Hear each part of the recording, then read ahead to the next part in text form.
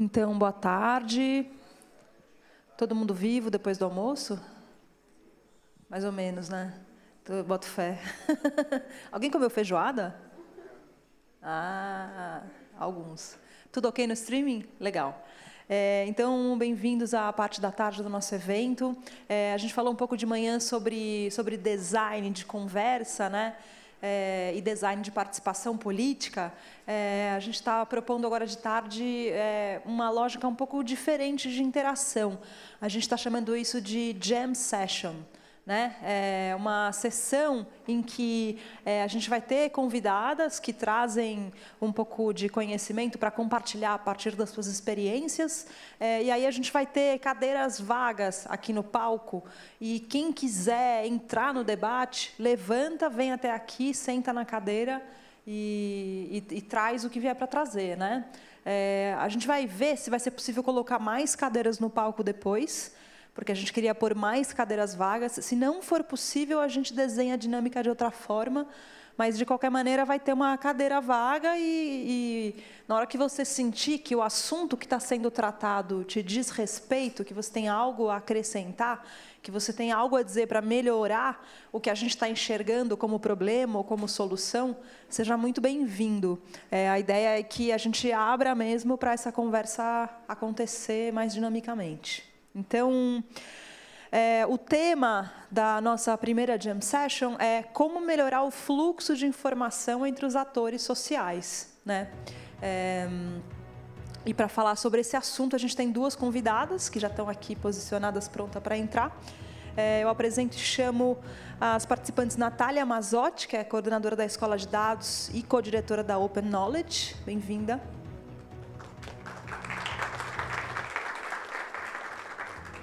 E a Fernanda Campanucci, que é coordenadora do Pátio Digital, que é uma iniciativa da Prefeitura de São Paulo. Bem-vinda também. Segundo a Fernanda, estamos aqui entre carcamanas, né? As duas coisas, sobrenome super italiano. Muito legal. Todas microfonadas, tudo certo? Então, vamos lá. A gente conversou bastante para entender um pouco por onde a nossa conversa iria, né? Sobre o que a gente está conversando, o que da experiência da Natália e da Fernanda faz sentido da gente trazer. E a gente chegou numa premissa de conversa. Né? A nossa premissa é que a gente tem boas leis para embasar esse fluxo de informação entre a esfera pública e a esfera cidadã. Né? Um exemplo desses é a Lei de Acesso à Informação. É um marco de regulamentação, é um marco legal interessante, bom, que desenha um fluxo de informação de um jeito democrático, de um jeito bom. O problema está no design de como essa informação acontece. Né? O design dos sistemas que a gente tem para trocar informação. E talvez o melhor exemplo seja o design das audiências públicas. O Sérgio falou hoje cedo sobre a experiência de participar de muitas audiências públicas. Né?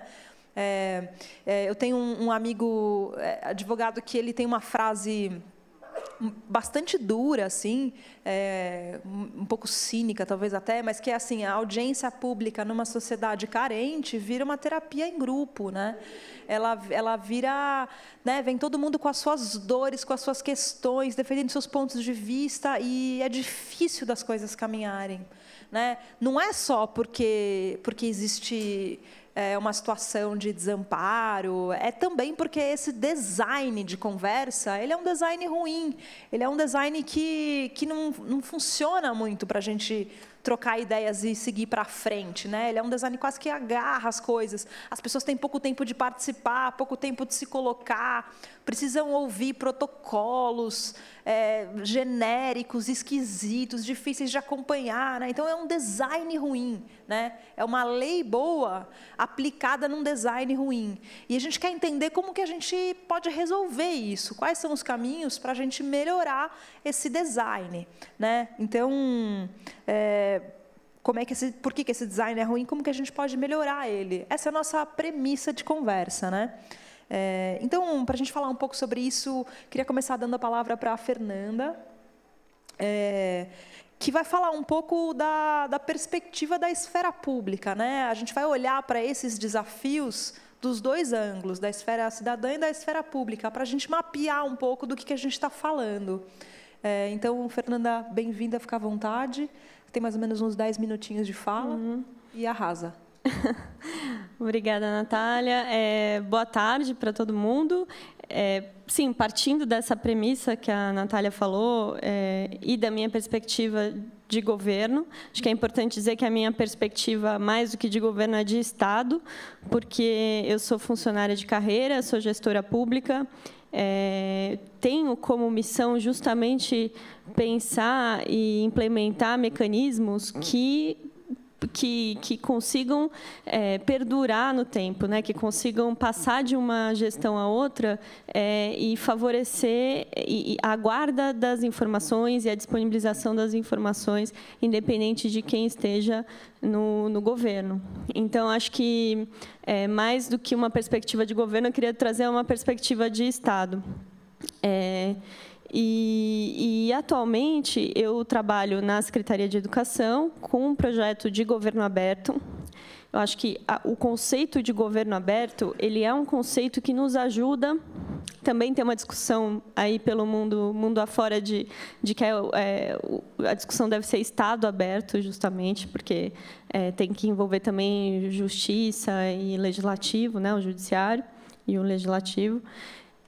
Mas o conceito de governo aberto, ele é justamente uma tentativa de dar uma roupagem, um design novo, uma arquitetura nova para a nossa forma de se relacionar a governo e sociedade. Então, é por isso que a gente está usando o conceito de governo aberto, como esse paradigma que se propõe a responder isso, né?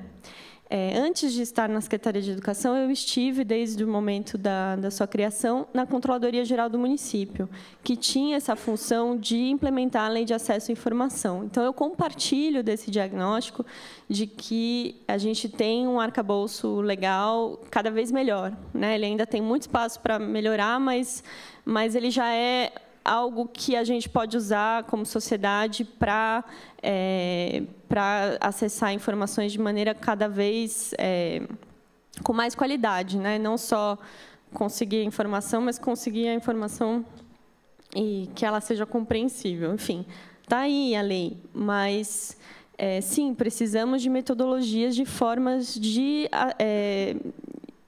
primeiro, usar essa lei, né? Saber usar a lei, e depois de realmente usar essa informação obtida, né, de alguma forma que favoreça as lutas, as diferentes lutas pelos direitos, enfim. Posso te ajudar? Só uma coisa que eu acho que é importante, que talvez a sua fala esteja partindo desse pressuposto, mas talvez fosse bom de esclarecer. Por que essa lei é tão boa? Por que é tão bom, né? O que é, no fundo, né? Não, legal. É bom porque a gente nunca sabe o nível de conhecimento que as pessoas têm, né? O direito de acesso à informação é um direito humano, assim como o direito à educação, o direito à saúde, o direito à moradia, né? Esses três direitos que eu falei, eles têm níveis de garantia diferentes, né? A gente já chegou num nível de garantir educação diferente de garantir moradia. Isso quer dizer que, historicamente, também depende das conquistas sociais, embora todos sejam igualmente direitos humanos consagrados. A nossa Constituição, ela trouxe... ela listou esses direitos, inclusive o direito de acessar a informação. Até 2011, qualquer cidadão e cidadã podia, se quiser, num papel de pão, ir lá e falar: requeiro tal informação, entregar, e ela deveria ter essa informação, né? Eu quero saber como funciona para conseguir uma vaga em creche. Eu quero saber a base de dados de todas as crianças matriculadas em creche, assim, preservadas as informações pessoais. Vocês percebem que são dois tipos de informação muito diferentes, de natureza diferentes, para usos diferentes, mas que são igualmente garantidos. E desde 88 até 2011, já existia esse direito. Mas o que acontecia se alguém apresentasse um papel de pão com esse pedido? nada. Dificilmente, depende de quem ia receber, se ia protocolar ou não, se ia fazer alguma coisa com aquilo, não ia ter consequência nenhuma não atender. A Lei de Acesso à Informação, ela é um instrumento que já existia em vários países, e aqui no Brasil ela, né, foi um projeto de lei, foi uma demanda social também de diferentes grupos, principalmente do campo da comunicação, né, jornalistas, mas, enfim, de direitos humanos também, para dizer quem é responsável, quais são os prazos para atender pedidos de informação, como implementar, né, e quais são as consequências para quem não faz. Então, a partir de 2011, a gente sabe que, se você fizer um pedido de informação, todos os órgãos públicos têm que ter um sistema, tem que cadastrar, tem que protocolar, tem 20 dias, mais 10, e, mais importante, na minha opinião, tem recursos que você faz se a primeira autoridade não te responde. Isso criou, primeiro, mudou uma cultura institucional de que, sim, precisa responder, criou uma visibilidade do tema, enfim, gerou uma série de fatores que, 5 anos depois, a gente ainda está digerindo, e o que dá para dizer é que muita coisa mudou, né? E aí tem o judiciário, tem menos avanços, por incrível que pareça, né, pela natureza desse poder, mas eles têm menos transparência do que o executivo, o legislativo, entre um e outro. Então, assim, a gente tem esse arcabouço. Hoje, a gente pode dizer que a gente tem essa garantia constitucional regulamentada, né? Tem muita coisa que foi garantida, mas que não havia sido regulamentada, não tinha o como implementar. Hoje, a gente tem... E aí, eu não vou entrar nos detalhes dos desafios, porque é um outro debate, né? O que eu queria dizer é, então, como que a gente, como o Estado, o grande entrave para a participação hoje, para diálogo, né? Para não só ter informação, mas para influenciar no desenho da política pública, o grande entrave é a arquitetura institucional. Né? Hoje é muito difícil a gente promover interações que saiam da linha da audiência pública. Né? Então, a gente tem algumas experiências que começam a ser feitas, que eu acho que a gente tem que olhar com atenção. E eu diria que o grande desafio da perspectiva do Estado, se é que o Estado tem um papel, se esse papel também não é da sociedade, mas eu acho que, do ponto de vista do Estado, eu acredito nisso. A gente tem duas coisas, que uma é a necessidade de conectar esse debate da Lei de Acesso à Informação com as causas, com os outros direitos. Então, na Controladoria do Município, a gente teve, durante 3 anos, a experiência as oficinas da LAI-COM. Era sempre LAI-COM alguma coisa. Lei de Acesso à Informação com saúde, Lei de Acesso à Informação com educação, com moradia, com meio ambiente. Esse esforço de criar sentido para os atores sociais do que é a Lei de Acesso à Informação e do que fazer com ela. Quer dizer, o que fazer com ela, quem vão dizer são os atores, mas... Para a gente chegar num ponto de as pessoas quererem participar de uma oficina para aprender a fazer pedido de acesso à informação, precisa ter um sentido para ela. Né? E eu acho que a gente conseguiu isso nesse período. Né? Foram mais de 500 pessoas capacitadas de diversos... Sim, 500 da sociedade civil, mais milhares do próprio governo, para como pedir informação, 500 pessoas de organizações, né, que trabalham com diversas temáticas. E aí eram casos mais variados. Assim, tinha no começo, tinha esse sentimento de que a gente estava numa catarse ali, numa terapia coletiva, porque era tão raro servidores públicos sentarem e ouvirem, que, quando chega naquele ponto, quer falar de tudo. Sim, mas eu trabalho na Controladoria do Município, não vai adiantar você reclamar do ponto de ônibus para mim. Né? Então, mas o que eu posso te ajudar? Você pode formular um pedido de informação. Eu quero saber eu quero reclamar que saiu um ponto de ônibus da rua, você pode perguntar por que ele foi removido. Qual foi a motivação do poder público de retirar esse ponto de ônibus daquela rua? Isso é uma pergunta, isso é um pedido de acesso à informação que você pode fazer. E, de fato, as pessoas começaram a fazer, né? Então, passou do reclamar, que também é uma opção, também existe um canal de reclamação, mas passou do reclamar para vou obter informação. E é só com informação que a gente pode gerar conhecimento, e é só com conhecimento que a gente pode gerar ação, né? Então, eu acho que esse fluxo, ele depende muito das pessoas entenderem como usar o instrumento, né? E aí é um desafio nosso também de poder público de deixar cada vez mais transparente, mais acessível esse canal, né? Então, teve manual, teve guia, assim, bem simplificado do que é a lei, como fazer pedido e tal.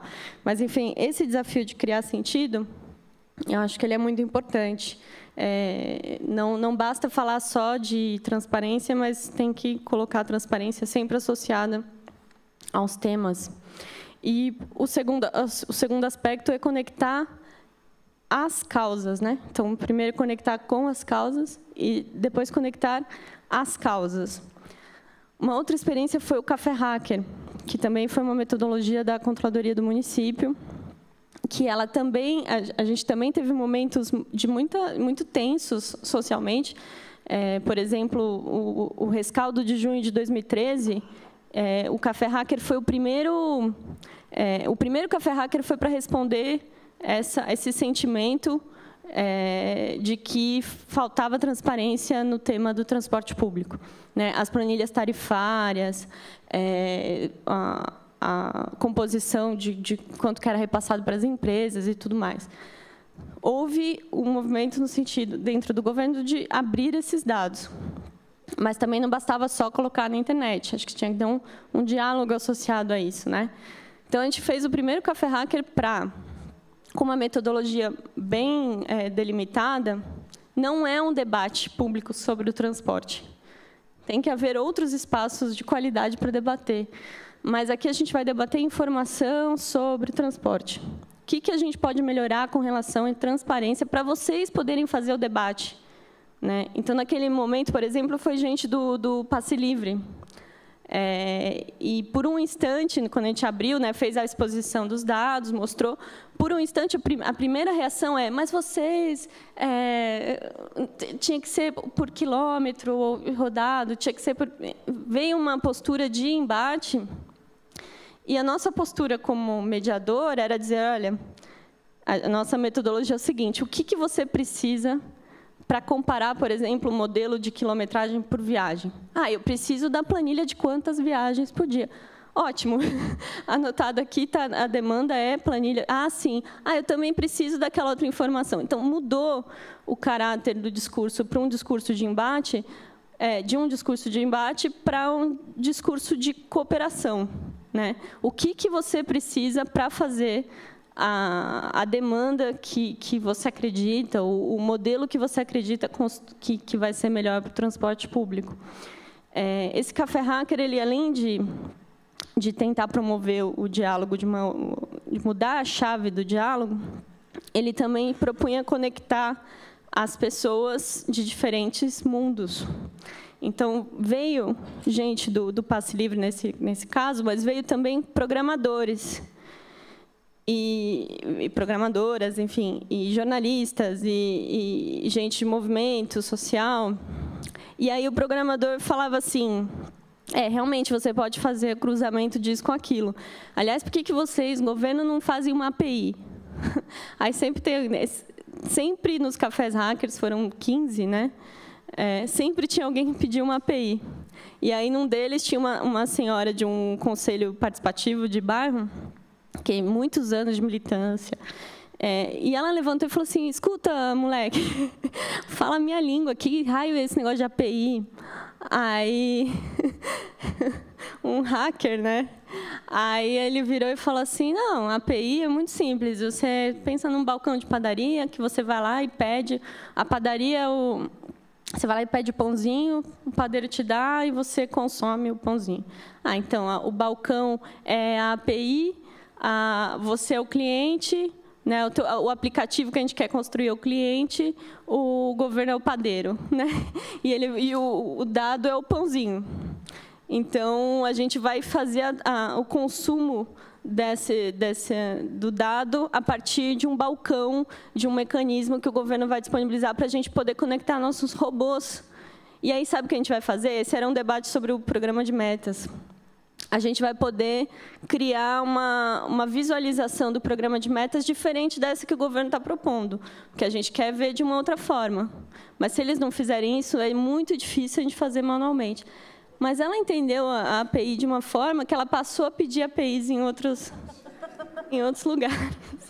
Esse, para mim, foi o maior exemplo assim, de encontro geracional, de debate significativo que eu já vi, porque o resultado, para mim, que eu queria era esse. Né? Conseguir o diálogo não só entre governo e sociedade, mas entre os atores da sociedade para criar, porque a gente fala que a gente está num ecossistema, né?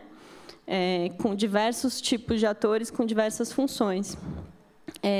E aí é importante entender que sociedade ela é heterogênea, diversa, e o governo também é. A gente também não tem um bloco monolítico chamado governo, que quer ou não quer passar informação. A gente tem uma diversidade também de posições, de carreiras, né? Carreiras que defendem que tal informação ela é sigilosa, outras que acham que não. E isso também não fica muito claro para a sociedade, né? Para a gente, como cidadão, fica muito opaco. Então, isso também é importante, esse tipo de metodologia aproxima também servidores porque os servidores também participam, né? Então eles aproximam da sociedade e desfaz um pouco aquela mística de que você tem uma autoridade ali onipotente que decide tudo que vai ser aberto ou fechado, né? Porque é isso que sai no jornal. Fulano decidiu fechar a informação, né? Geralmente fulano é o prefeito. E o prefeito, quando chega a decisão ali, já passou por um monte de processo, né? Então, acho que essas duas coisas a gente se a gente conseguir mexer nessas duas coisas, nessa arquitetura institucional, que é criar sentido entre os dados e as causas, as demandas sociais, as coisas que realmente importam às pessoas, e, por outro lado, ajudar a conectar os atores sociais, o governo como uma plataforma para encontro desses atores sociais, para permitir interação. Eu acho que, se a gente consegue mexer nessas duas coisas, a gente consegue quebrar um pouco essa lógica em que a gente sempre viveu de oposição governo-sociedade e também de embate, né? De cobrança e não de colaboração, quando há espaço para colaboração, né? Maravilhoso, meu. Você sabe que parte da nossa conversa de hoje cedo era justamente sobre esse encontro geracional, esse exemplo da API, né, dessa senhora que entendeu com o programador o que era isso, e eles juntos começaram a querer que a API existisse. É um exemplo muito elucidativo da conversa que a gente teve hoje cedo, que era justamente uma conversa sobre... A gente acabou de passar por um mundo que está morrendo, entenda-se por mundo um paradigma ideológico, político, e tem um outro mundo que está nascendo, e o que a gente está fazendo é o ultrassom desse mundo novo. Assim. E um pouco da conversa que apareceu aqui foi pessoas de uma geração dizendo que a geração mais jovem não lê, não estuda, não tem embasamento, e o pessoal mais novo falando, mas esse mundo que está aí colocado é resultado dessa geração que leu tanto, que sabe tanto. E foi muito interessante o enunciado dessa natureza de conflito e como você está respondendo a ele, né? Outra questão que apareceu hoje cedo, que você também respondeu lindamente, é a ideia de que o nosso padrão competitivo, nossa métrica competitiva no mundo virou o dinheiro. E os políticos que se elegem dessa forma, nesse sistema em que é o dinheiro que orienta as ações e as decisões. Então, eles estariam um pouco propensos a reformar o nosso sistema. Mas você está aqui justamente nos falando dos funcionários públicos, das pessoas que estão trabalhando por uma lógica diferente de interação entre a esfera pública e a privada. Então, isso também é uma resposta ao que a gente levantou mais cedo. Então, além de estar muito satisfeita com como as coisas se casam, eu agradeço pela fala, assim, porque ela elucida muita coisa. Acho que vocês estão, tá todo mundo, acho que com a mesma sensação, assim, com uma cara de, então tem salvação, né? Porque a gente saiu daqui de manhã falando, putz, que abacaxi, né? Que a gente herdou. Então, obrigada pela sua fala. Passo para a Natália, então, falar um pouco da perspectiva da esfera cidadã e um pouco das inovações tecnológicas que aparecem para lidar com esse assunto. Bom, boa tarde, gente. Achei ótimo falar depois da Fernanda, porque ela traz uma perspectiva de quem está de dentro, né? E a minha perspectiva vem de alguém que está sempre demandando informação do governo, né?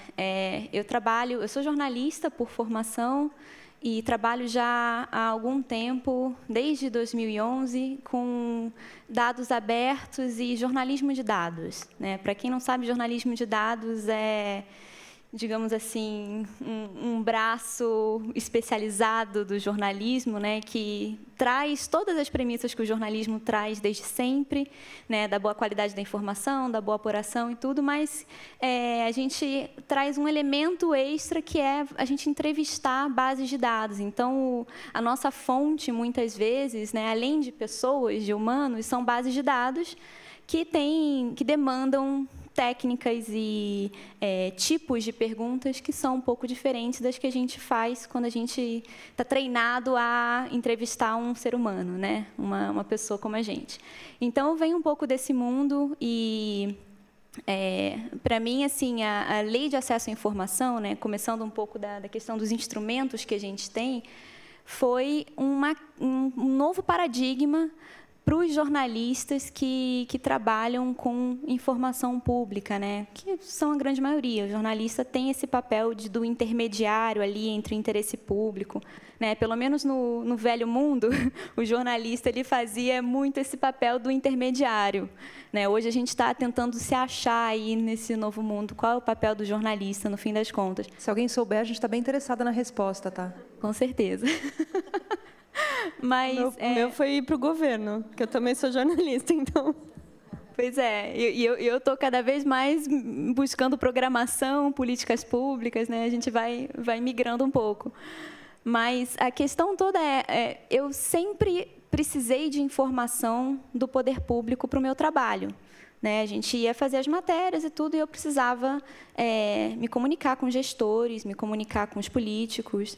E essa comunicação veio sempre de uma lógica muito exclusivista, né? O grande jornalista era aquele que conseguiu os furos, que conseguia a informação privilegiada e que tinha ótimas fontes. Né? Por quê? Porque essas fontes, a informação sobre o que estava acontecendo no governo, né, sobre as políticas que estavam sendo implementadas, ou elas vinham carregadas, né, na forma de release e tal, a informação oficial, e aí você não tinha todo o contexto, a informação de bastidores ali, ou ela vinha com aquela pegada mais exclusiva de que só um jornalista que tem anos ou muito acesso a determinada fonte conseguia. Da garganta profunda, exatamente, né? Nixon e por aí vai. Então, desse modelo fechado, exclusivista, para um modelo, né, dos dados abertos, do acesso à informação, em que a informação está pública. E, na verdade, o jornalista ele precisa ser quase um minerador dessa informação, né? O prêmio ESSO, que mudou de nome, e já acabou, inclusive, mas no ano retrasado teve a última edição. Em 2015, o vencedor do prêmio ESSO foi um grupo de jornalistas que conseguiram entender a partir de bases de dados que já estavam disponíveis, né? Então, foi transparência ativa mesmo, eles pegaram as informações do FIES e viram que era um programa de governo, né, que estava investindo muito em grandes grupos empresariais de educação e não estava dando o resultado que era esperado, aumentar o número de matrículas, aumentar o acesso à educação superior e por aí vai. Então, houve esse questionamento sobre esse programa, né, e sobre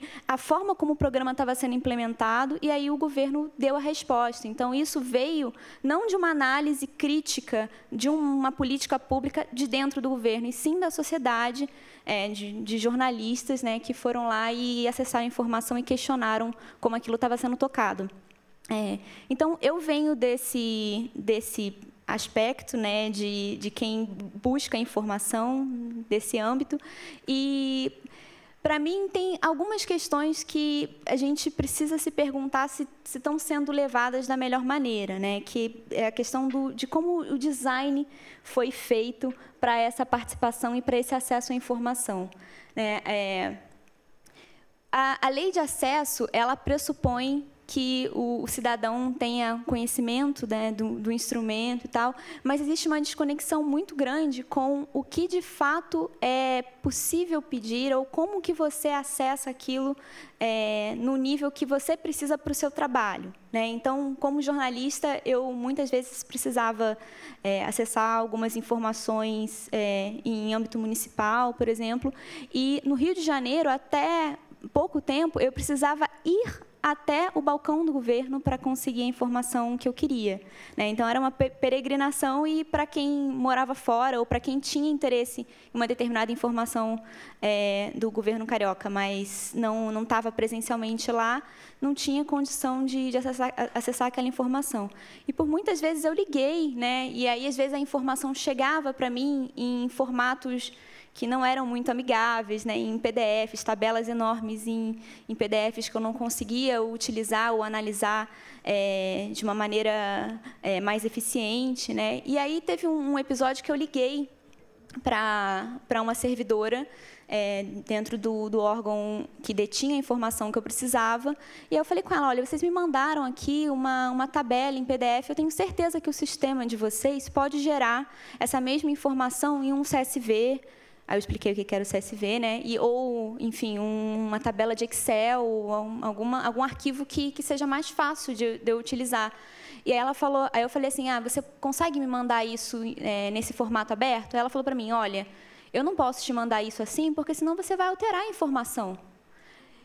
Então, nesse momento, eu percebi que não era má fé, não era que ela estivesse tentando proteger ali, né, ou ocultar alguma informação. Não, era puro desconhecimento técnico, assim, dela saber que, se ela me mandasse o arquivo aberto, eu alterando, né, não estou alterando no servidor do sistema do governo, nada disso. Então, tem algumas questões que, às vezes, a gente lê como má fé ou uma vontade de ocultar a informação, que nem sempre é de fato o que acontece, né? A Fernanda é um grande exemplo para mim, porque ela é uma servidora, né? Enfim, tem uma carreira dentro do governo e é uma grande ativista por abertura de informação, enfim, está sempre levantando essa bandeira e tentando melhorar o fluxo entre os atores sociais e de governo.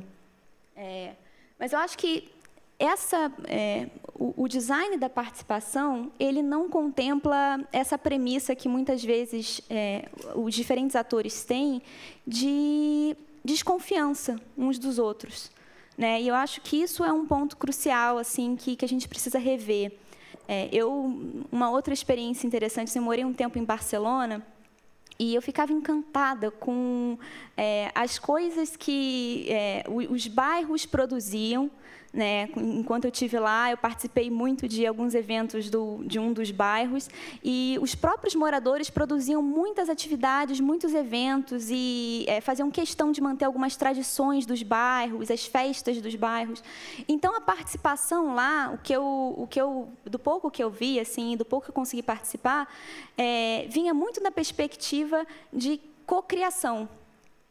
A sociedade, os atores sociais, eles participavam para cocriar, e eles se sentiam parte de uma comunidade que incluía o governo local para pensar a melhor maneira de conduzir as políticas e ter uma cidade mais inclusiva, melhor administrada, mais eficiente. Então, eles não partiam do pressuposto de que a gente deve olhar para o governo de uma maneira desconfiada, né? Assim, quem está ali, na verdade, está querendo só roubar, ou está querendo só ocultar a informação, ou, enfim, não contribuir, né, com a melhoria que eu desejo ver para a cidade. Então, acho que quando você quebra um pouco essa barreira também, que é uma barreira que vem de um paradigma político ruim nosso, eu acho que facilita muito o diálogo e a informação. E como é que a gente pensa sistemas e metodologias para quebrar essa barreira, né? Então, acho que é nesse ponto, assim, a gente fala de design, a gente está falando de pensar o problema, pensar os usuários, né, a usabilidade da metodologia ou da ferramenta, do que quer que seja criado ali.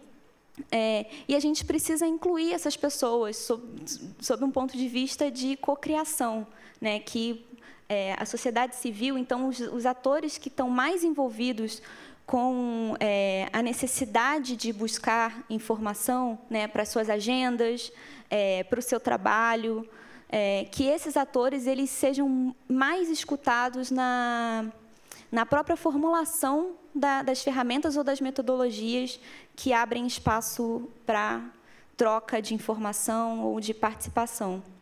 Acho que isso é um ponto crucial, assim, que eu vejo sendo muito pouco feito.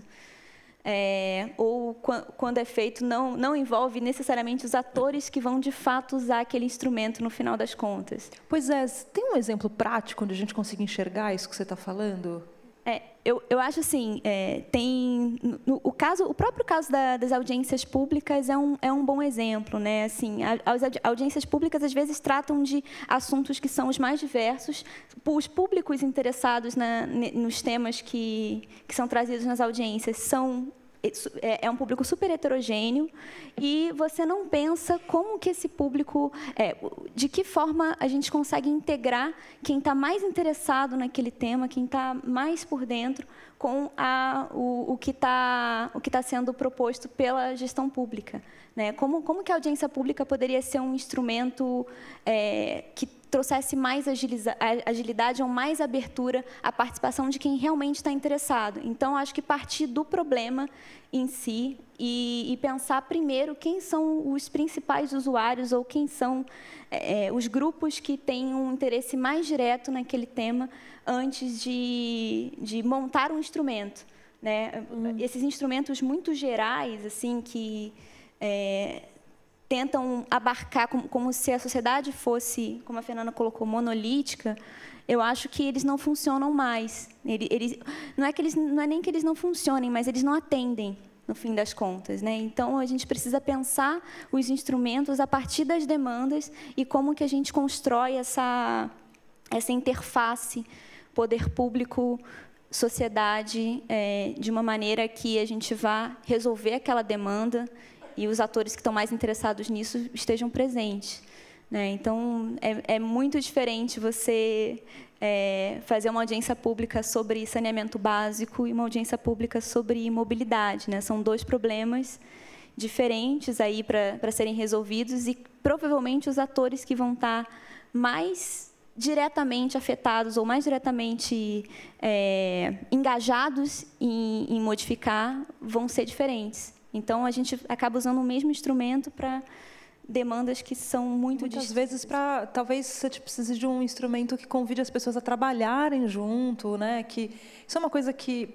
só que antes de eu falar o que eu vou falar, eu vi que a Fernanda tinha era um exemplo também que fazia um link muito legal com o que a Natália falou e que eu acho que eu não terminei de falar, eu pulei.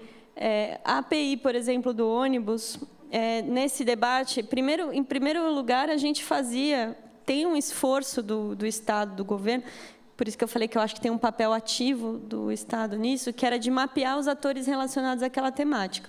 Então, a gente chamou o MPL, a gente chamou, né, as pessoas que se relacionavam com mobilidade que a gente conhecia, ou que, né, ia estendendo, claro, o convite aberto, mas se você lançar um convite aberto, você não necessariamente vai identificar, atrair essas pessoas. Então, precisa ter uma busca ativa dos atores, se você tem uma intenção real de co-criar alguma coisa, né? Se não é, porque tem esse problema da audiência pública, tem muitas que são pro forma mesmo.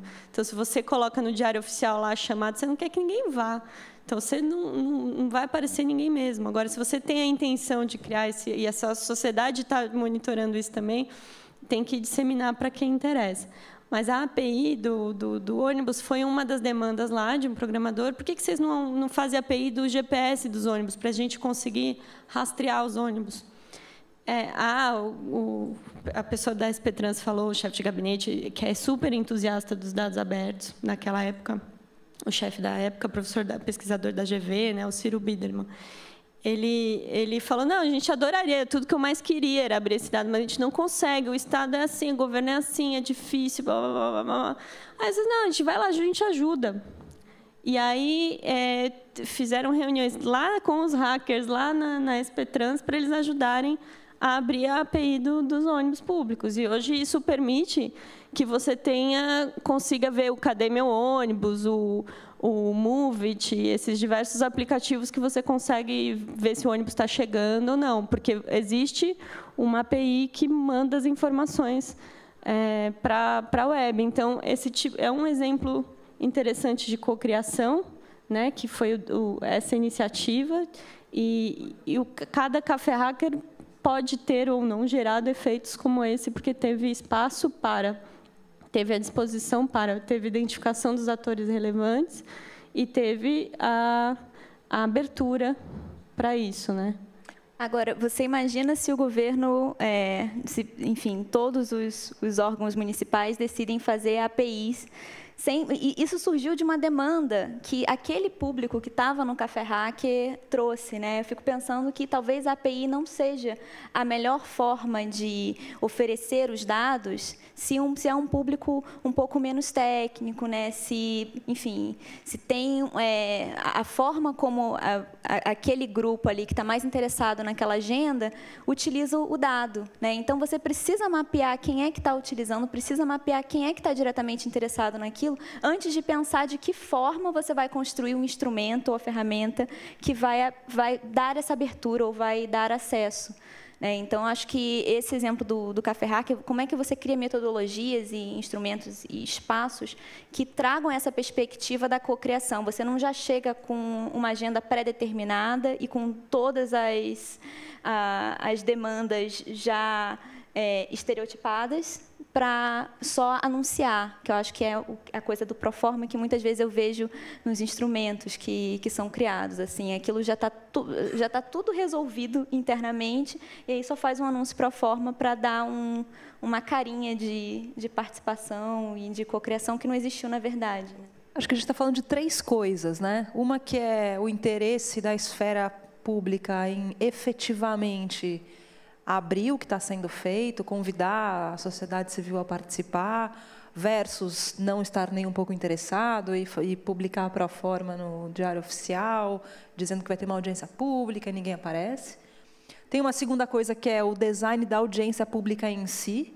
E tem uma terceira coisa, que são novos designs que permitam que a inteligência da sociedade civil esteja a serviço de questões que são de interesse público ou interesse comum, né?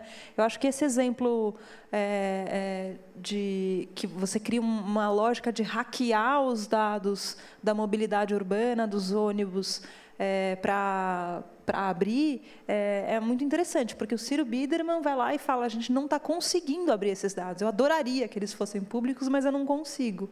E aí o hacker fala: eu sei te ajudar. Eu posso te ajudar. E eu sinto que essa é uma dificuldade da esfera pública muito grande, que é a dificuldade de jogar junto, né? De trabalhar junto, de trabalhar em conjunto, de usar os talentos que estão fora da esfera pública, que estão nas pessoas fora da esfera pública. Um pouco por falta de, um pouco por má fé, mas muito menos do que a gente desconfiança, medo de perder o controle, né? Eu sinto muito esse medo de perder o controle, já abro rapidinho. Ah, você queria sentar? Ah, então, pode. Funciona assim. Você levanta de onde você está, vem aqui, senta quando você sente que esse assunto te diz respeito. E aí a gente vai te passar o microfone. Só antes da gente abrir mesmo, você concluiu, Natália, sua fala inicial? Tem mais alguma coisa assim? Porque essas falas no começo, elas servem para a gente entender em que chão a gente está pisando, né? Para a gente não sair voando, assim. Só para saber se você fechou ou se você queria... Eu queria só trazer essa perspectiva de quem está demandando os dados, né? E como é que esse fluxo de informação, às vezes, fica um pouco... Tem entraves ali que a gente desconhece e que a gente parte muito de um pressuposto errado, né? De não trabalhar junto. E como é que a gente pode desenvolver ou pensar metodologias e formas de cocriação que possam gerar instrumentos para ampliar aí ou facilitar esse fluxo de informação ao governo e atores da sociedade civil. Mas eu prefiro até abrir e a gente conversar mais. Está todo mundo com a gente? Vocês estão acompanhando essa conversa? Tem algum termo assim que está muito fora, que está tudo bem, né? A API você deu uma gulgada para entender direito. Você entendeu? Ficou claro para você? Alguém mais tem dúvida assim nesses termos? A metáfora da padaria foi meio acelerada mesmo. É tipo... Da Secretaria da Noruega? São Paulo. O quê? Você trabalha na Secretaria da Noruega ou em São Paulo? São Paulo mesmo. Ah, não duvido, não estou brincando. Tipo, a gente que é da periferia é outro mundo, assim. Senta aí. Cola aí, exatamente. Como que é seu nome mesmo? Felipe. Felipe vai ser o primeiro que já chegou a arrasar. Obrigado, Natália. Obrigado vocês que estão participando aqui com a gente. Eu queria tacar um ponto que eu percebi durante toda essa conversa, que a gente está falando do balcão. Da API, a API, o balcão, o intermédio da passagem da informação. Eu estou querendo levantar um ponto, é o seguinte. Quando a gente cria informação no poder público, por que ela já não pode nascer aberta, já nascer com uma natureza aberta, com uma natureza acessível? Qual a dificuldade do poder público em fazer isso? E eu quero levar esse questionamento, porque... desculpa, Fernanda. A Fernanda trabalha na prefeitura e eu queria entender isso. Por que ela já não nasce aberta, por que ela já não nasce pública? Qual a dificuldade disso acontecer? Quando você fala em aberta, você está falando de formato que é elegível por máquina, que assim, que dá para, como ela falou, que não é um PDF, é uma planilha, ou você está falando de compreensível? Estou falando de gerado por máquina. Dá um exemplo. Exemplo, vamos lá. Vamos supor que... peraí, deixa eu pensar aqui, que estou tentando bolar um exemplo, que aí você me pegou. Quando uma consulta já é marcada uma consulta no SUS, no SIGA Saúde, por exemplo, além de ser colocado em um banco de dados, um banco de dados fechado, eu não sei como é o banco de dados SIGA, já é num banco de dados aberto. E como garantir que essa informação também é confiável? Isso que eu gostaria de saber. Por exemplo, marcando uma consulta no SUS. E aí? Então, é muito... A forma como se produz dado e se mantém dado é muito heterogênea, né? Ela, historicamente, você vai acrescentando novos sistemas, novas formas de coletar. Então, você tem desde servidores que registram as coisas numa planilha e aquilo fica no computador dele, até grandes sistemas que estão conectados. E aí, cada posto de saúde você vai colocar lá e vai tendo um sistema central. Nesses que estão conectados e que tem um sistema central, você tem uma figura aqui na cidade de São Paulo que se repete em vários outros lugares do Brasil, que é a empresa pública de tecnologia. A gente tem aqui em São Paulo a Prodan, tem no estado a Prodesp, você tem várias empresas. Geralmente, essas empresas elas têm um monopólio da tecnologia no governo, na prefeitura. Vamos falar do caso aqui. Então, às vezes, nós, servidores, não temos acesso aos dados que estão no sistema. A gente pode operar o sistema, a gente pode inserir informação, por exemplo, sobre a consulta, mas eu sou analista daquela área e eu quero ver a evolução vou dar um exemplo da minha secretaria, vou dar um exemplo, eu quero ver quantas demandas por creche tem nesse território aqui. Eu tinha que esperar 3 meses para ter esse dado, porque esse dado não está compilado, ele vai lá no sistema, está no sistema, você precisa fazer uma requisição dentro mesmo do governo, para a Prodan extrair da base de dados e entregar, às vezes, num formato que também... Então, uma das dificuldades é a gestão da informação, é que esses sistemas eles não foram arquitetados para permitir que a gente extraia informação de um jeito razoável. Então, essa é uma dificuldade. Eu trabalho com abertura de dados, né? Mas, para trabalhar com abertura de dados, eu preciso trabalhar com isso antes, porque eu não consigo abrir ou o que não existe, ou o que é não confiável, como você falou, porque se chega uma planilha para mim, eu falo assim, mas quem extraiu essa planilha, de onde e que transformações que fez? Senão, eu não vou abrir. Como é que eu vou abrir uma coisa que não é confiável? Então, você tem essa outra categoria de dificuldade. Então, acho que os sistemas novos, é importante a sociedade se envolver nesse debate, porque a gente tem que fazer sistemas novos também transparentes. O próprio código do sistema tem que estar transparente para quem é do nicho, para quem sabe usar. Então, você tem pessoas que desenvolvem software que podem ver, não, esse código é legal, ou não é. Para poder desenhar sistemas mais inteligentes, que permitam que a gente extraia informação de uma maneira mais razoável. Você sabe que eu já fiz exatamente essa sua pergunta, né? Eu fico pensando, bom, tem um sistema que diz quantas vagas tem nos hospitais públicos. Por que isso não está aberto? Por que ao invés de eu ter que pedir uma informação, eu não posso simplesmente acessar esse sistema e gerar lá um relatório, né? Isso não é difícil, eu não sou programadora, mas eu não vejo uma grande dificuldade em fazer isso acontecer, né? E aí a gente tem acesso àquilo, a gente consegue saber no Brasil inteiro, se eu precisar de um hospital no interior do Ceará, estou viajando e aí quero saber quantas vagas tem no hospital X, eu consigo ver na hora no meu computador. Eu já fiz essa pergunta. Tem uma questão que é muito interessante, que os próprios órgãos públicos não têm acesso à informação pública de outros órgãos. E quando eu descobri isso, eu fiquei chocada pela burocracia que é um órgão de um determinado governo pedir informação para outro.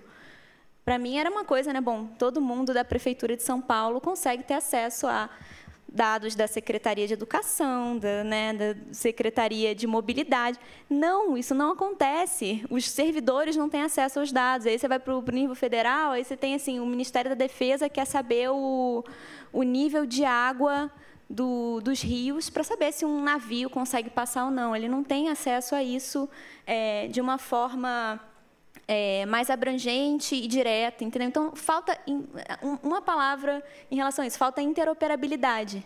Os sistemas não se conversam. Falta o quê? Interoperabilidade. Interoperabilidade. Alguém consegue falar essa palavra?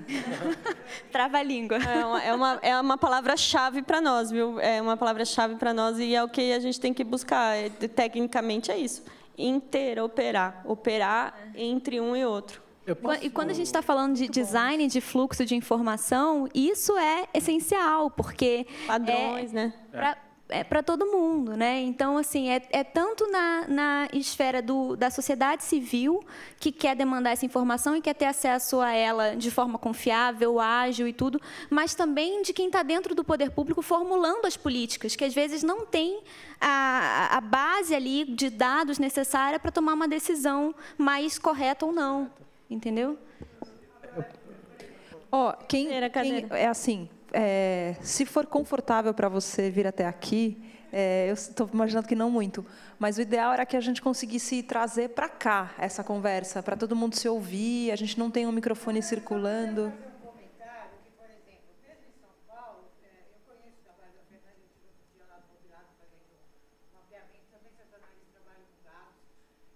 A questão é que, por exemplo, o SUS, como sistema nacional, não é o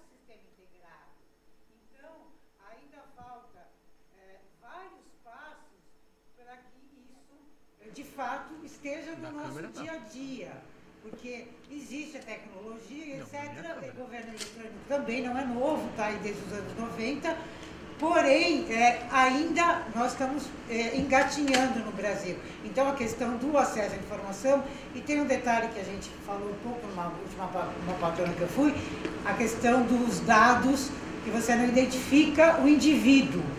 Dado é genérico. Você não identifica o Felipe da Silva, sei lá, porque isso é um problema, enfim, você não identifica.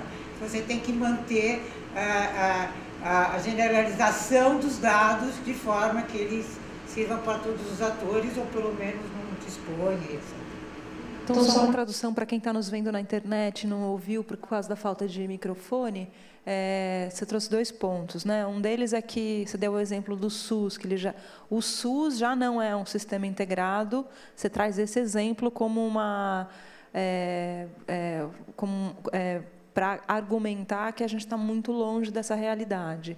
E o seu segundo ponto era que os dados não reconhecem indivíduos, né? Não podem reconhecer, não devem reconhecer indivíduos, eles são generalizantes.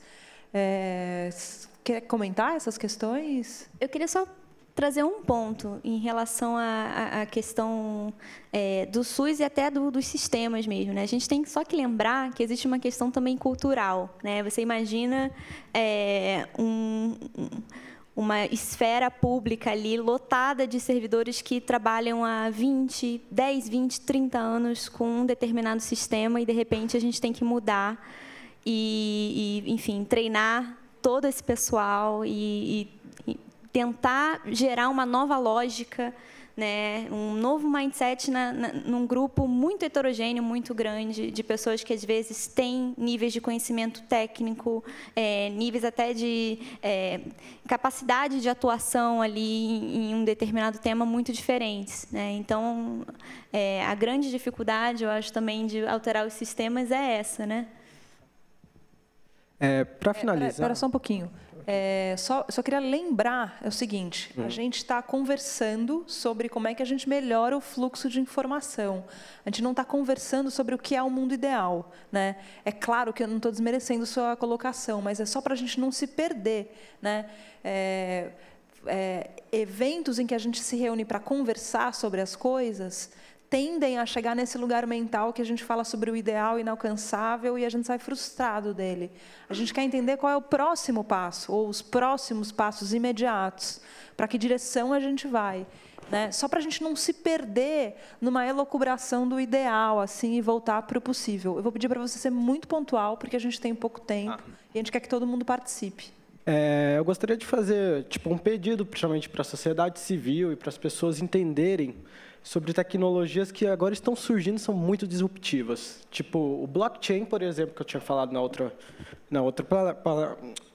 sessão, é uma tecnologia que corrige todas essas falhas, essas crises de confiança e permite, por natureza, as informações nascerem abertas, serem colocadas nesse banco de dados distribuído, não centralizado, de uma forma aberta. Então, isso possibilita também uma certa inteligência e automatização das informações, que vai revolucionar a forma de governo e a forma que a gente vai trabalhar com isso.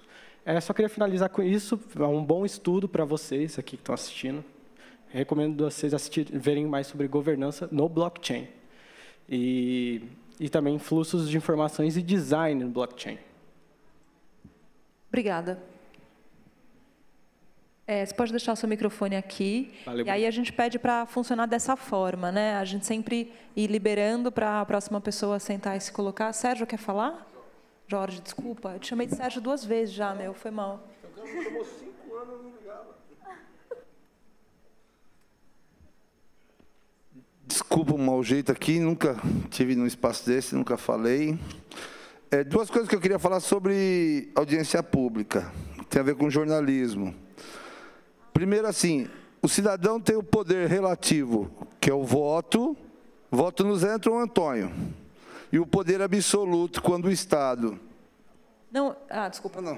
Te dá o microfone numa audiência pública, e ali você pode Pode tudo. Pode falar que eu acho errado que mulher trabalha fora, pode tudo, certo? E o meu conteúdo é meu.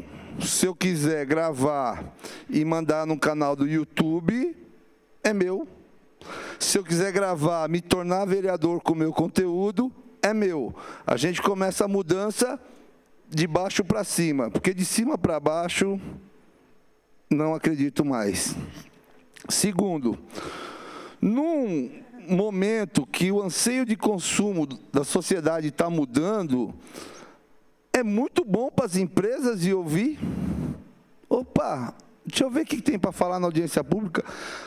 Para onde vai o anseio de consumo? Isso é muito bom para as empresas ouvirem. Estou falando uma coisa específica sobre a audiência pública. Agora, o lugar a se mudar é a audiência pública. Quem? Quem? Agora o couro vai comer.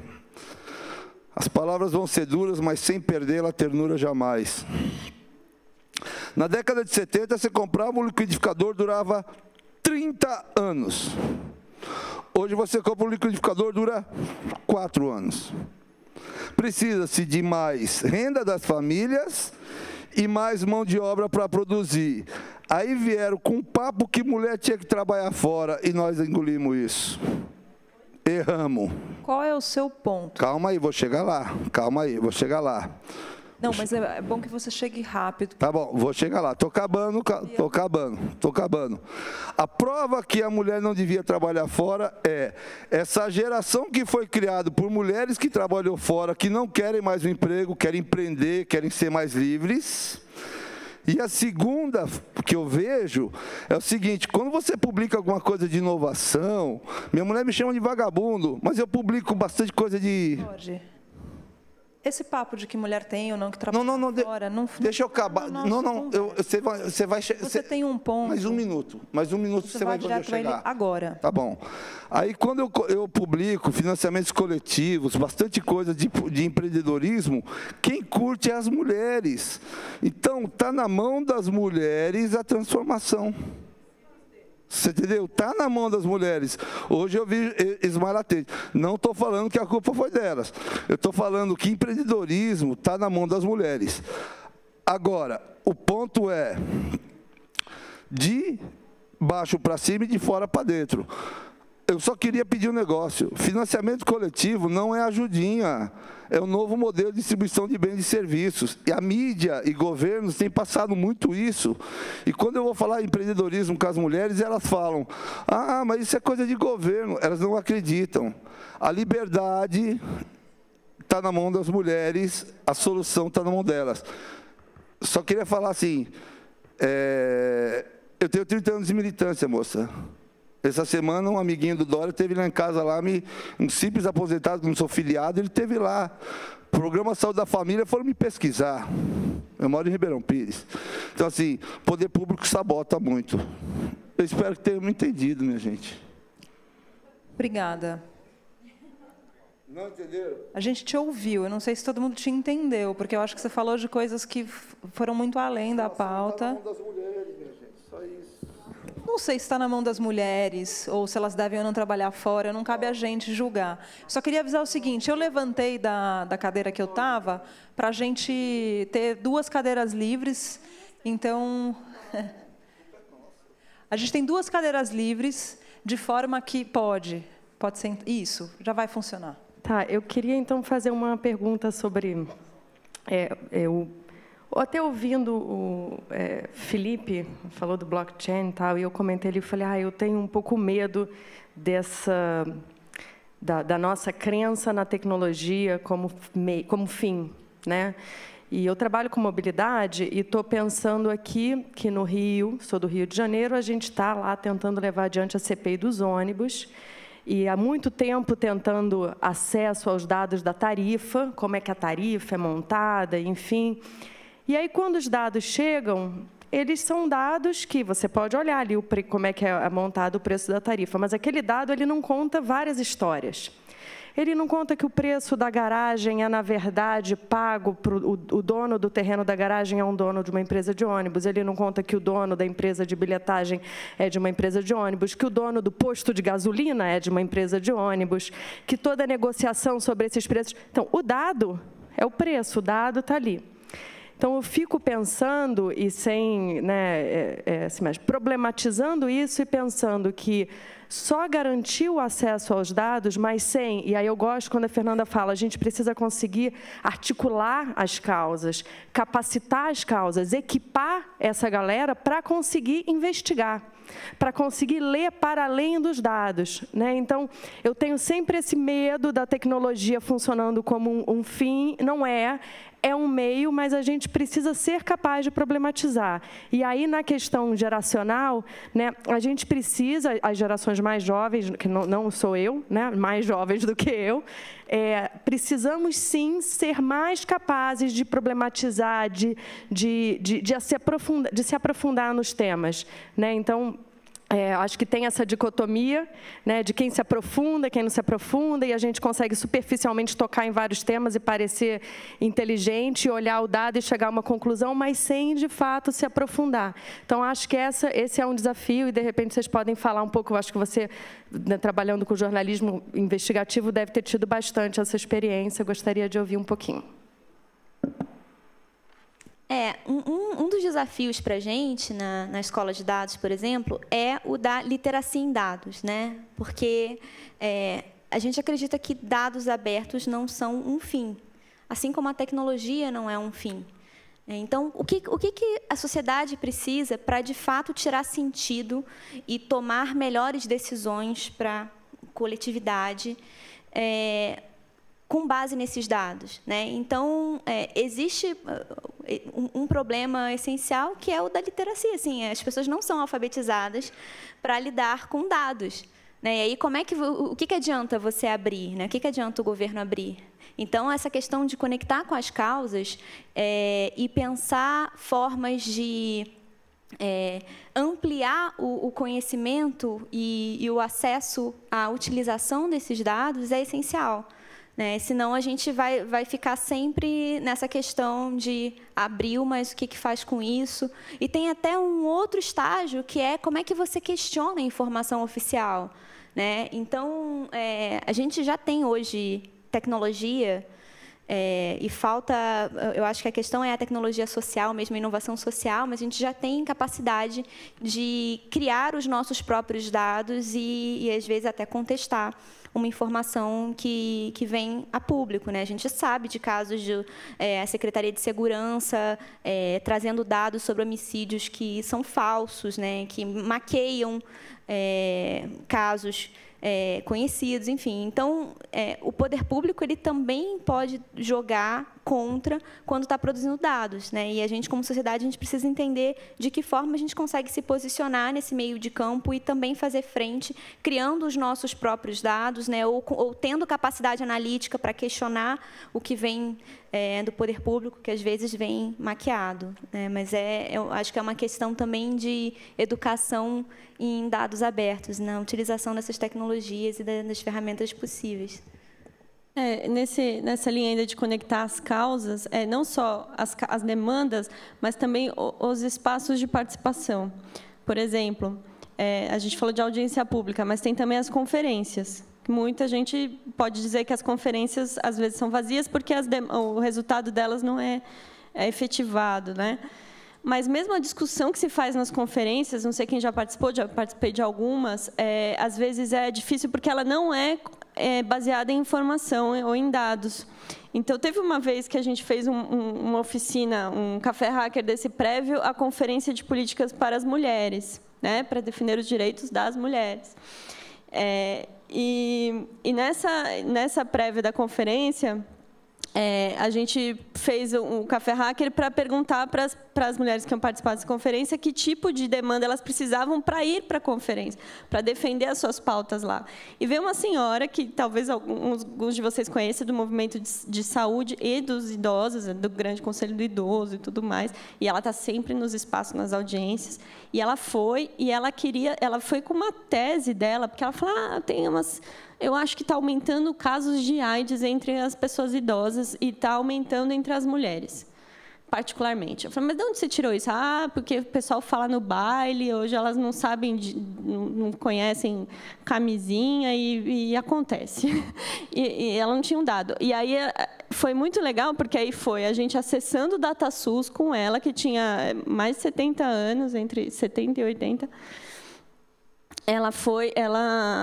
A gente acessou com ela a DataSUS, puxou os dados sobre a série histórica dos casos de HIV, e quem ajudou ela era uma pessoa de dados que não conhecia de saúde, tinha uma outra pessoa de saúde, e tinha ela que era militante dos movimentos. A gente, no prazo da oficina ali, elaborou a série histórica, não identificou aquele aumento que ela falou, mas ela ficou assustada com o número absoluto de pessoas. Então, ela levou dados para defender uma ação específica com as pessoas idosas e saúde e HIV. Então, é um caso de conectar causas e capacitar, para ela já sabe, que talvez ela não faça sozinha, mas ela sabe que existe esse dado lá e, quando ela precisar de novo, ela vai saber buscar. Na realidade, queria só voltar um ponto de 2 intervenções atrás. Eu sou o Washington, eu sou secretário de Planejamento da cidade de Teresina. Então, estou falando do lado do balcão de quem faz política pública, da administração pública. Teresina a gente tem buscado na Secretaria de Planejamento se utilizar dessas ferramentas novas de comunicação, né, com a população. A gente já faz um tempo usa o Colab, e agora, na mudança do nosso plano diretor, a gente está também trabalhou com o Colab para fazer não uma audiência pública ainda, mas uma consulta pública ampliada. Porque uma das questões que foi colocada aqui, essa história da audiência pública, o design, um grande problema, e foi colocado pela manhã também a questão dos conselhos, é porque a nossa participação ela se reduziu e ela ficou muito especializada. Vai quem tem negócio, digamos assim. Quer dizer, você tem os grupos de interesse em torno daquelas discussões que estão lá, né, e muito pouca voz dissonante, né, fora do quadro ou de instituições públicas, ou de sindicatos, ou de movimento social. Não tem uma voz mais aberta. E aí a ideia que a gente teve foi, bom, vamos mudar o planejamento urbano da cidade, tentar um modelo de cidade para as pessoas, numa cidade que pensa no carro, que tem, né, quer dizer, numa sociedade que está ainda focada no carro. Como é que eu faço isso? Como é que eu alerto, assim, na realidade era perguntar e, ao mesmo tempo, de alguma forma, vender a ideia de uma cidade diferente, porque se você for para qualquer rua hoje do país, vai dar carro, vai dar a precedência do carro sobre a pessoa. Isso é um ponto.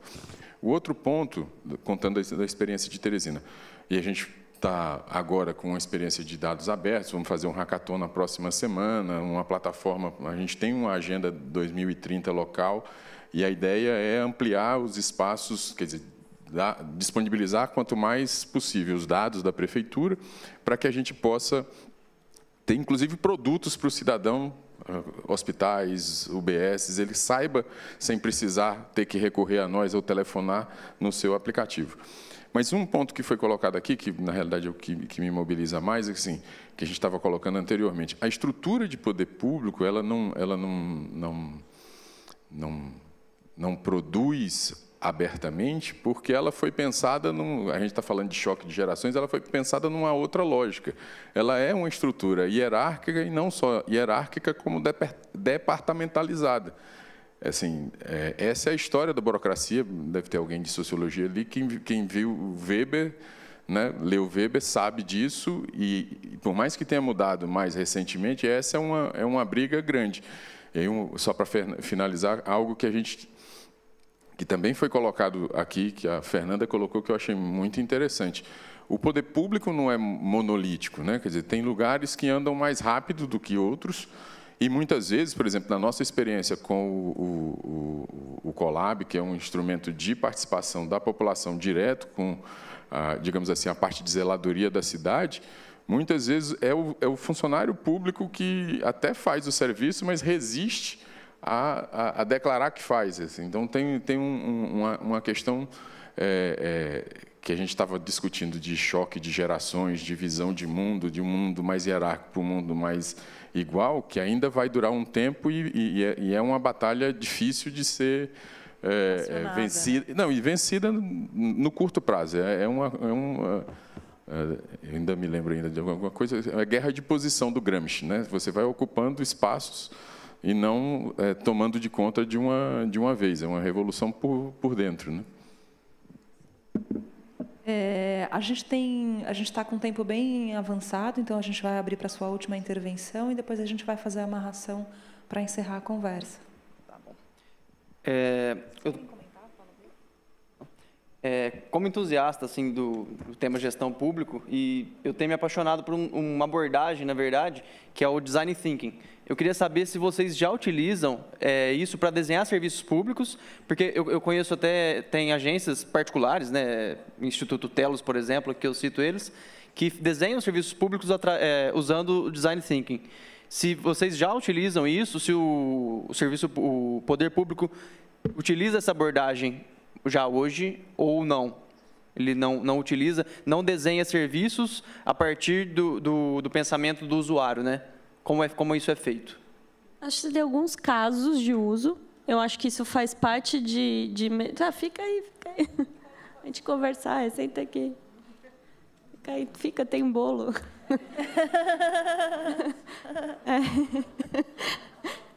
É que senão a gente fica falando, a pessoa está lá atrás.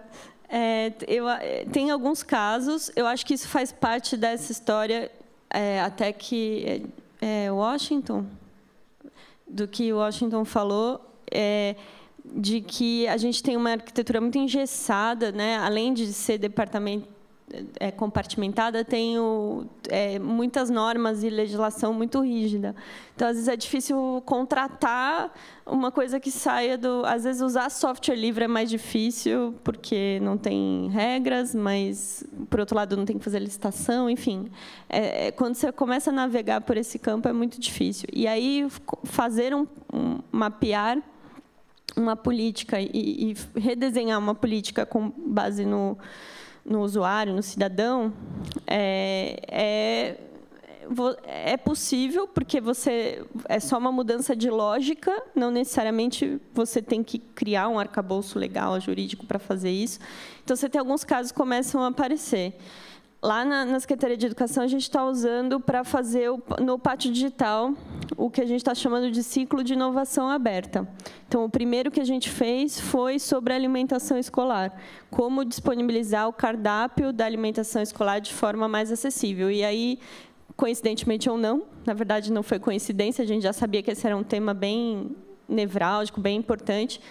Depois teve toda uma comoção social com relação à merenda, porque a informação flui de uma maneira muito complicada. Não tem informação. A informação dos cardápios sai no Diário Oficial, ninguém vê, é difícil de saber. Então, a gente já estava fazendo o ciclo que começava ouvindo os usuários, então as crianças, né, os pais e as mães, para saber como que eles queriam receber essa informação. Aí tem momentos de prototipação. Depois a gente faz um edital público como se fosse um hackathon, mas ele não é um hackathon porque, no final, o melhor protótipo ele ganha o contrato de desenvolvimento. E aí eles desenvolvem em software livre, em código aberto, porque outras cidades possam usar também. E todo esse ciclo é centrado no cidadão, né? Eu não gosto dessa coisa de centrar no cidadão, porque não é que a gente está centrando no cidadão, o cidadão está participando, então... É com o cidadão, né? Não é para. E aí teve da alimentação e agora está tendo do transporte, até que ela participou de uma das fases desse processo, que foi o mapeamento. Aí tinha condutores lá, tinha diretor de escola, tinha mães, então, vários... Quando a gente fala no usuário, dificilmente é um usuário só. Dificilmente a gente está falando só de um aluno. A gente está falando de alunos, de pais, de diretor de escola, de condutores de transporte escolar. Então, são vários tipos de usuários para uma política que a gente tem que envolver todos, né? Então, a gente tem usado isso no pátio digital.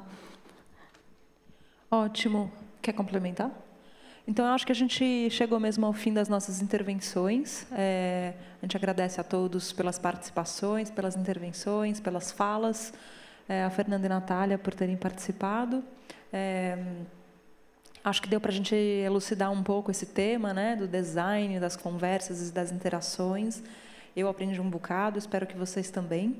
A gente vai ter um intervalo agora de mais ou menos 10 minutos, se eu não me engano. 10 minutos de intervalo, né? Acho que pode deixar um pouquinho mais. 15 minutos de intervalo para a segunda jam session, que vai ser logo depois. Vai dar tempo de ir no banheiro, tomar um café. Daqui a pouco a gente volta e continua a conversa e depois faz uma amarração no final do dia para a gente entender de onde a gente saiu e onde a gente está chegando. Obrigada.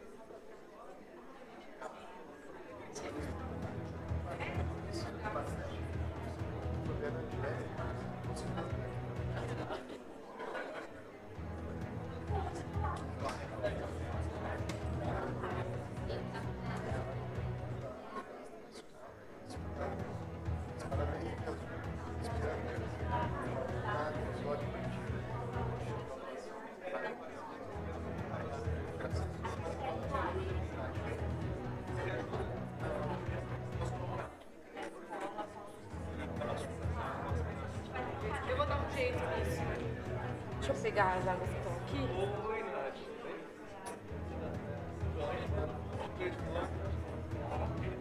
Legal.